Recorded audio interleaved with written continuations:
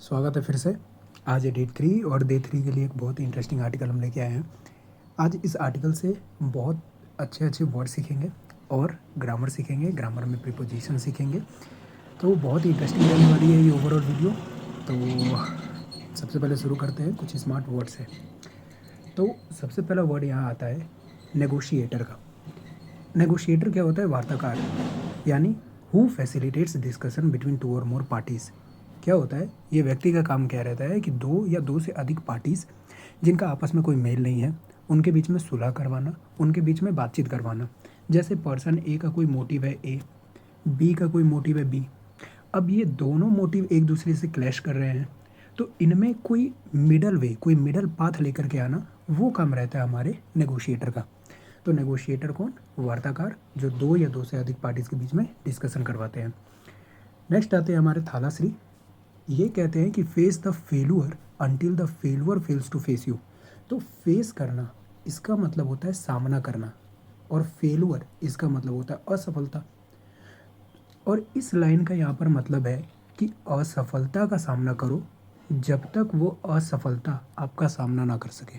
यानी कि अगर ये कोई फेलुअर है, अगर ये कोई ऑब्स्टिकल है, आप इसका सामना तब तक करो जब तक कि आपके सामने टिकने की हिम्मत ना रख सके। ठीक है, तो फेस करना यानी कि सामना करना। उसके बाद एक शब्द आता है ट्रूस। अब इनकी हालत देख के पता चल ही रहा है कि ये भाई साहब की जम के धुलाई हुई है। उसके बाद ये सफ़ेद झंडा, वाइट फ्लैग लेकर के यहाँ पर खड़े हैं, सरेंडर कर रहे हैं। तो ये ट्रूस कर रहे हैं। ट्रूस यानी अस्थायी युद्ध विराम, कि भैया जो युद्ध चल रहा है अभी थोड़े समय के लिए रोका जाए उसको, मैं स्ट्रेंथ वगैरह गेन कर लूँ, उसके बाद फिर से फाइट करेंगे। तो ये होता है ट्रूस। ट्रूस यानी अस्थायी युद्ध विराम।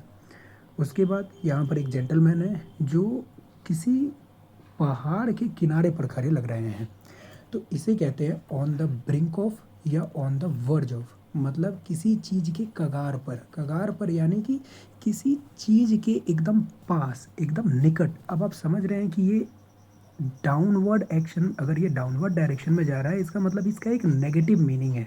तो इसका एक नेगेटिव मीनिंग ये है कि किसी नेगेटिव सिचुएशन के या कंडीशन के पास अगर कोई व्यक्ति पहुंच जा रहा है, तो उसे कहेंगे ऑन द ब्रिंक ऑफ या ऑन द वर्ज ऑफ। अगला वर्ड आता है कोलैप्स।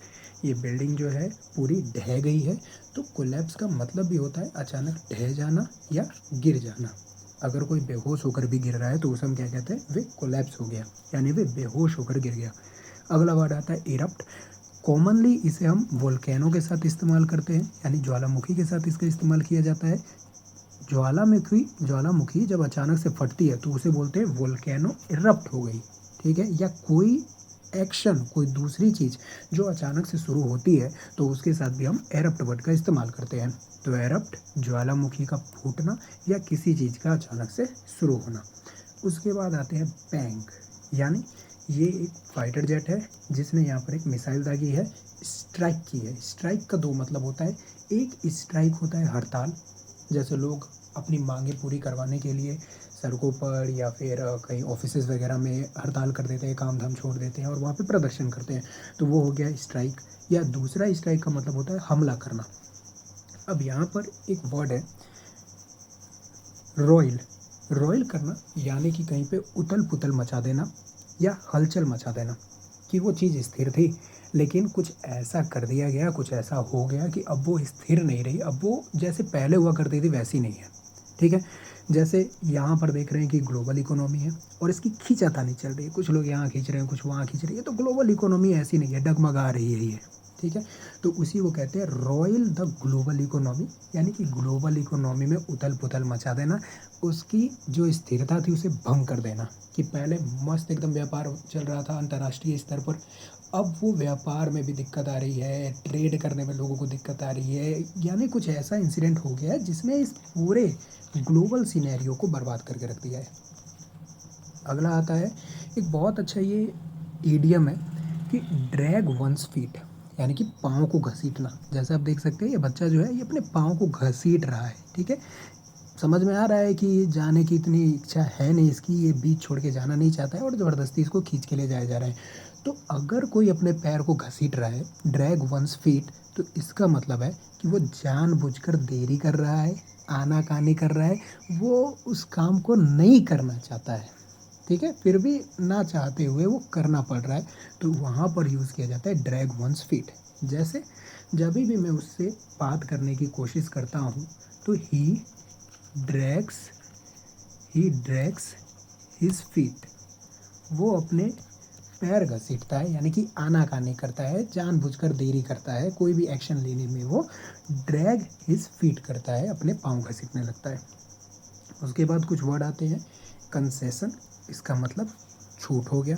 जैसे सीनियर सिटीज़न को हर जगह पर कंसेशन दी जाती है, उनको छूट दी जाती है। रिपीटेडली, एलवाई लगा है, एडवर्ब है, इसका मतलब होता है बार बार। थ्रेटन करना यानी कि धमकाना। फिर वर्ड आता है willing.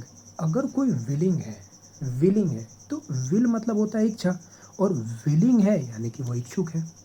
All out war, all out मतलब सीधा हो गया भाई, आर पार की लड़ाई, बीच में नहीं छूटने वाली है। ऑल आउट मतलब आपके जितने भी फौज है, आप उन सबको युद्ध स्थल में एक कट्ठे लेकर के आ रहे हो।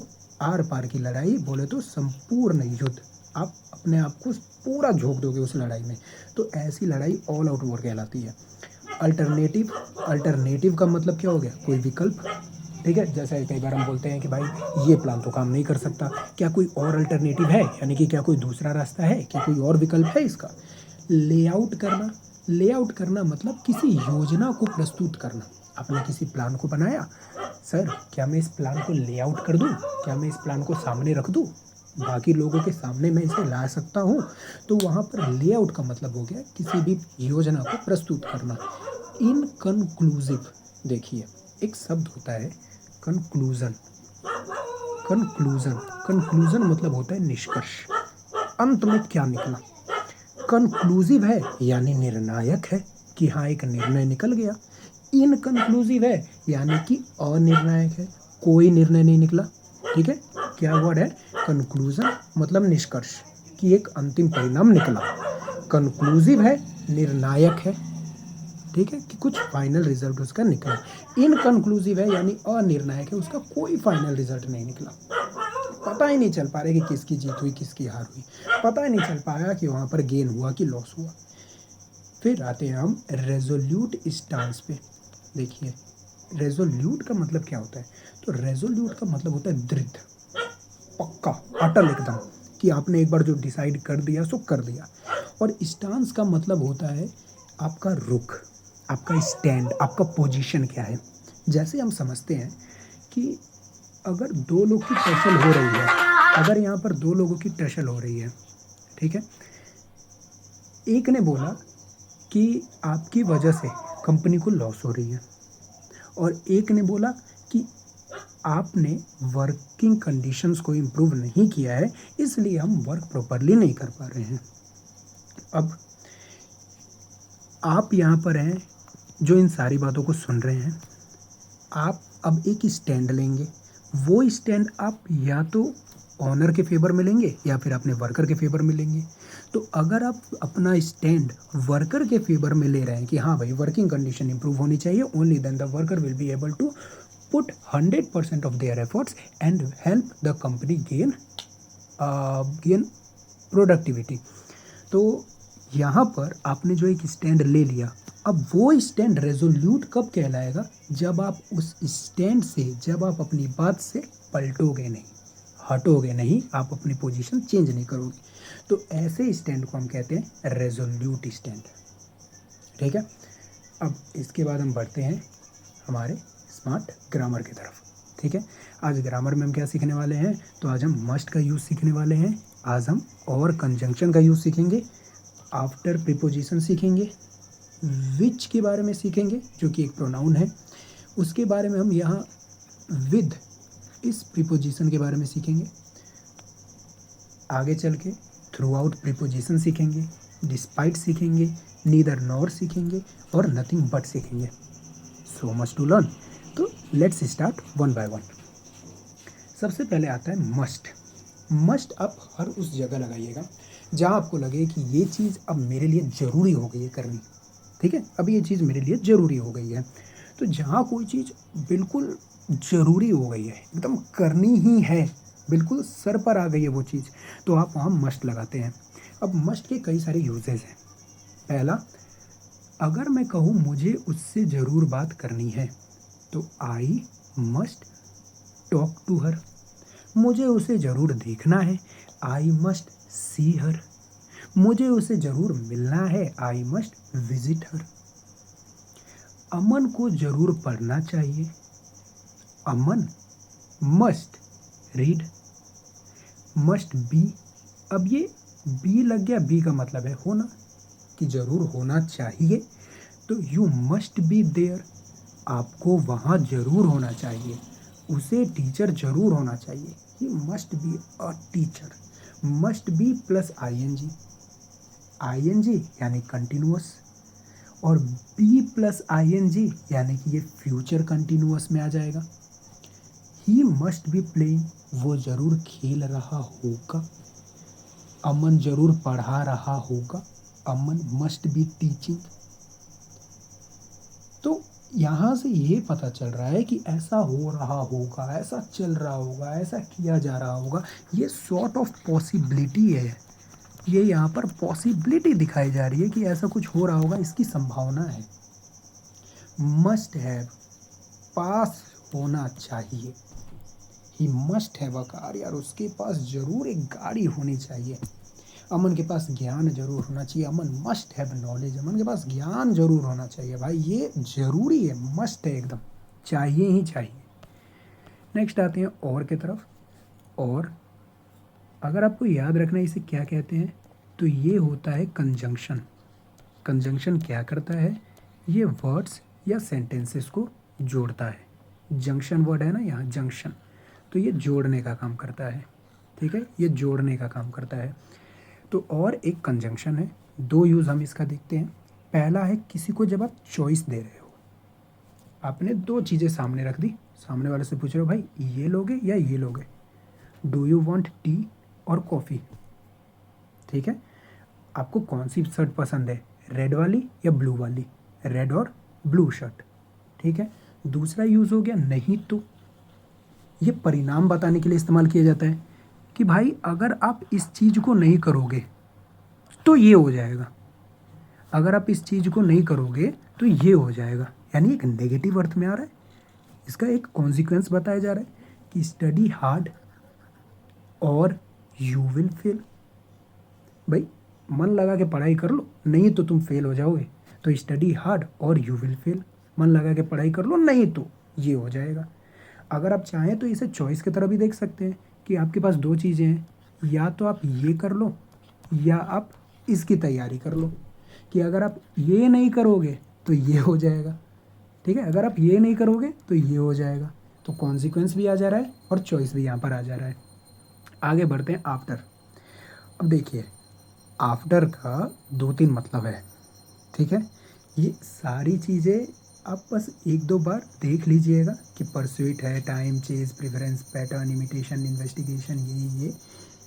लेकिन जब आप उसको यूज़ करिएगा आपको खुद ही पता चल जाएगा कि इसका बस दो ही यूज़ है, मेनली दो यूज़ है। दो यूज़ क्या है, एक है किसी चीज़ के बाद में, किसी चीज़ के बाद में, और एक है किसी चीज़ के पीछे। यह है आफ्टर का दो यूज़, मेनली ये दो यूज़ हैं आफ्टर के, किसी चीज़ के बाद में या किसी चीज़ के पीछे। जैसे एग्जांपल देखते हैं, Mary is after a promotion. Mary एक प्रमोशन के पीछे पड़ी हुई है। ठीक है, आफ्टर अ प्रमोशन, प्रमोशन के बाद नहीं, प्रमोशन के पीछे पड़ी हुई है वो, कि प्रमोशन चाहिए, पूरा फोकस उसका प्रमोशन पे है। The alarm rings after sunrise. अब यहाँ आप टाइम देखिए इसको, कि ये सनराइज एक समय की बात की जा रही है, सनराइज एक टाइम है, टाइम, तो टाइम के साथ बाद के अर्थ में आ जाता है। ठीक है, कि अलार्म जो है वे सूर्योदय के बाद बजता है, सनराइज जब सूर्य निकल जाता है उसके बाद बजता है। फिर the police are after the thief. अब थीफ तो कोई टाइम नहीं है, तो यहाँ इसका मतलब हो गया कि पुलिस वाले जो हैं वे चोर के पीछे लगे हुए हैं, चोर के पीछे लगे हुए हैं after the thief. So SoFi is always after adventure. और सोफ़ी हमेशा रोमांच के पीछे पड़ी रहती है हाथ धो करके, कि मतलब उसे रोमांच चाहिए, उसे एडवेंचर चाहिए। तो यहाँ ये भी टाइम नहीं है, तो इसका अर्थ क्या हो गया पीछे के अर्थ में आ गया, ठीक है।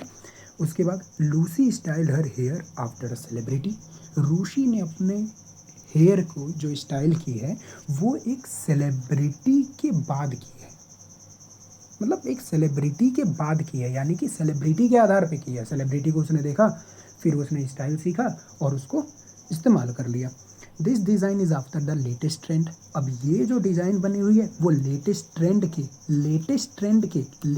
अभी हाल में जो चल रहा है उसके आधार पर लाई गई है, यानी कि उसी से इसको लाया गया। It is after the latest trend. कोई चीज़ ट्रेंडिंग हुई तो वो आपने इस्तेमाल कर लिया आफ्टर द ट्रेंड के आने के बाद। The journalist are after a scoop, यानी कि जो जर्नलिस्ट हैं, जो पत्रकार हैं, वो कुछ मसाला खोजते हैं, यानी कि किसी जानकारी के पीछे में पड़े हुए हैं। I always wash the dishes after dinner. अब डिनर एक टाइम हो गया तो यहाँ इसका मतलब हो गया बाद में, कि मैं हमेशा जो बर्तन है उसे रात के खाने के बाद धोया करता हूँ। The room was messy after the party कोई ओकेज़न, उस ओकेज़न के बाद, ठीक है। तो पार्टी के बाद रूम जो था पूरा गंदा हो गया था, ठीक है। ओवरऑल आफ्टर का दो यूज़ है, बाद में, पीछे। टाइम है तो इसका मतलब होगा बाद में, और अगर चेज़ करने की बात आ जा रही है, किसी चीज़ के पीछे पड़ने की बात आ जा रही है, तो वहाँ पर भी हम आफ्टर लगा देते हैं। अगली चीज़ हमें जो सीखनी है, विच सीखनी है। विच क्या है? एक प्रोनाउन है। प्रोनाउन क्या होता है? जो नाउन के जगह पर आता है। अब विच दो चीज़ करता है, या तो ये कोई सवाल पूछता है, जैसे यहाँ पर है विच टाई, भैया कौन सी, तो सवाल में ये क्या पूछेगा? सवाल में पूछेगा कौन सी। बहुतों में से एक चुनना है तो वहाँ पर आप विच लगा दोगे। दूसरा, टू प्रेजेंट एडिशनल इन्फॉर्मेशन, कोई अतिरिक्त जानकारी देने के लिए भी इसका इस्तेमाल किया जाता है। जैसे आपने कहा द शर्ट विच लगाने से पहले हमेशा एक कॉमा दिया जाता है, बिकॉज ये एडिशनल इन्फॉर्मेशन है। अगर इसे हटा भी दिया जाए तो मेन सेंटेंस पे कोई इम्पैक्ट नहीं पड़ेगा। तो द शर्ट विच आई वोर लास्ट नाइट इज डर्टी।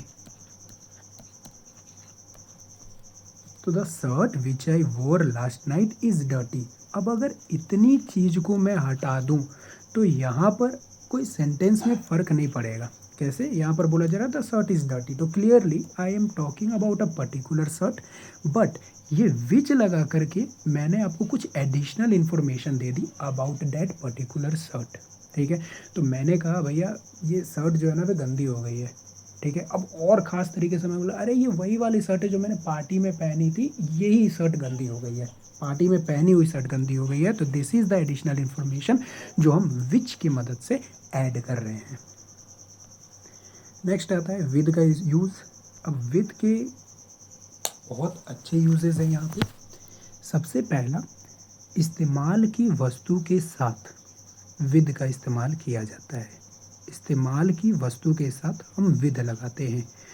आप डोर ओपन कर रहे हो, चाबी के इस्तेमाल से विद अ की। दूसरा, पोजीशन बताने के लिए विद का इस्तेमाल किया जाता है, जैसे जिसकी बीबी लंबी उसका भी बड़ा नाम है, ठीक है। तो द वन यानी कि वो व्यक्ति with a tall wife, with लग गया यानी the one who possess a tall wife, ठीक है। इसका शाब्दिक अर्थ समझिए, the one who possess a tall wife, the man who possess a tall wife. Possess उसके जगह पे विद लगा दिया, कोई चेंज नहीं है मीनिंग में। The one with a tall wife also has a notable महत्वपूर्ण रेपुटेशन, यानी उसका सम्मान है, उसका एक ओहदा है। एक्सप्रेसिंग मैनर और स्टाइल, मैनर या स्टाइल बताने के लिए भी इसका इस्तेमाल किया जाता है, ठीक है। कोई चीज़ किस प्रकार से किया गया, किस तरीके से किया गया, वहाँ पर विद का इस्तेमाल होता है। उसने सवाल का जवाब आत्मविश्वास से दिया, ये तरीके से था, ये इस तरीके से उसने जवाब दिया, तो he answer the question with confidence. यहाँ पर एक पर्टिकुलर फीलिंग के साथ भी इसका इस्तेमाल किया जाता है। क्या वो डर से काँप रहा है? Is he trembling with fear? ठीक है, डर से काँप रहा है, is he trembling with fear? अगर आपने कल की वीडियो देखी है, वहाँ पर हमने इन के यूज़ में भी देखा था कि इन जो है ये भी फीलिंग बताता है। ठीक है, तो इन की फीलिंग में और विद की फीलिंग में क्या अंतर है? क्या वो डर से काँप रहा है? ठीक है, is he trembling in fear कहूँ या is he trembling with fear में कोई अंतर नहीं है, दोनों बिल्कुल सेम है। क्या वो डर में है या वो डर से कुछ कर रहा है? ठीक है, विद लगा दीजिए फीलिंग के लिए, इन लगा दीजिए फीलिंग में, कोई अंतर नहीं है। ठीक है, तो यहाँ पर इसके 4 यूजेस हो गए। अब बढ़ते हैं हम आगे। अब ये बस छोटे छोटे से कुछ यूजेस हैं, जैसे थ्रू आउट। थ्रू आउट का मतलब हो गया पूरे में। पूरे में जैसे कि अगर ये कुछ चीज़ है, इसकी आप बात कर रहे हो, तो इसमें यहाँ से यहाँ, from end to end, end to end, एक छोर से दूसरे छोर तक अगर कोई चीज़ हो रही है तो वहाँ पर थ्रू आउट लगेगा। एक छोर से दूसरे छोर तक, एंड टू एंड। ठीक है, एंड टू एंड, वहाँ पर थ्रू आउट का इस्तेमाल किया जाता है। They painted the house throughout. ठीक है, घर को पेंट करने के लिए बोला गया था, पूरे घर को उन्होंने पेंट कर दिया। थ्रू आउट यानी एंड टू एंड, इस कोने से उस कोने तक पेंट कर दिया, थ्रू आउट लग गया। He worked through out the night. अब नाइट अगर इस पॉइंट से इस पॉइंट तक है तो उसने पूरी रात from the start to the end उसने वर्क किया, तो इसीलिए थ्रू आउट लग गया। Next, despite. डिस्पाइट मतलब किसी चीज़ के बावजूद, वो चीज़ है लेकिन उसके बावजूद। डिस्पाइट माई रिफ्यूज़ल, मेरे मना करने के बावजूद, मना किया लेकिन इसके बावजूद। ठीक है, डिस्पाइट हैविंग द कार, गाड़ी होने के बावजूद। अब डिस्पाइट हैविंग क्यों लग गया? तो एक गोल्डन चीज़ आप याद रखिए कि कभी भी प्रीपोजिशन लगेगा तो प्रीपोजिशन के बाद आने वाला वर्ब हमेशा V4 होता है और ये एक प्रकार से जेरंड का रूप ले लेता है। That is preposition plus V4, ये एक जेरंड कहलाता है। और जेरंड एक प्रकार का नाउन होता है। नेक्स्ट, नीदर नोर, ना तो ये ना तो वो। Neither you nor he should go there, ना तो तुम्हें ना ही उसे वहाँ जाना चाहिए। Neither Vishal came to meet me nor he called, ना तो विशाल मुझसे मिलने आया, neither he came to meet me, ना ही उसने बात की। Neither I worked nor I went to school, ना तो मैं काम करता था ना ही मैं स्कूल जाया करता था। अब इन्होंने कल इधर लगाया है, कल के लिए यहाँ पर यस्टरडे होना चाहिए, तब ये क्लियर होगा कि ये एक पर्टिकुलर डे की बात कर रहे हैं। Neither Vishal nor Abhishek came to the party, ना तो ये ना ही ये पार्टी में आए। ठीक है, neither I nor my brother has beaten Vishal, ना तो मैंने ना ही मेरे भाई ने विशाल की पिटाई की है। ठीक है, यानी कि ना तो मैंने किया ना ही मेरे भाई ने उसको पीटा है। Next, nothing but. Nothing but का मतलब होता है के अलावा कुछ नहीं, यानी कि कोई चीज़ है बस यही चीज़ है, इसके अलावा और कुछ नहीं है, तो वहाँ पर लग जाएगा नथिंग बट, कुछ नहीं सिवाय इसके। Nothing but ice cream was served, सिवाय आइसक्रीम के और कुछ नहीं सर्व किया गया, सिवाय आइसक्रीम के और कुछ नहीं सर्व किया गया। सिवाय पेड़ों के और कुछ नहीं था। जब भी मैं ये वर्ब बोल रहा हूँ, वर्ब में हमेशा कुछ नहीं के साथ लगा रहा हूँ। सिवाय आइसक्रीम के कुछ नहीं सर्व किया गया, कुछ नहीं सर्व किया गया, तो कुछ नहीं को मैं वर्ब के साथ लगा रहा हूँ, यानी वर्ब हमेशा इन अकॉर्डेंस विद नथिंग होगा और ये हमेशा सिंगुलर वर्ब होगा। इसीलिए हमने यहाँ ट्रीज होने के बावजूद वॉज का इस्तेमाल किया बिकॉज हम बोल रहे हैं पेड़ों के अलावा कुछ नहीं बचा, कुछ नहीं बचा, कुछ नहीं बचा। कुछ नहीं को वर्ब के साथ जोड़ा जा रहा है, इसीलिए यहाँ पर वर्ब इन अकॉर्डेंस विद कुछ नहीं होगा, दैट इज सिंगुलर वर्ब होगा। I hope you really enjoyed this video. If you find it helpful, please share it among the pupils and your friends. Thanks for watching.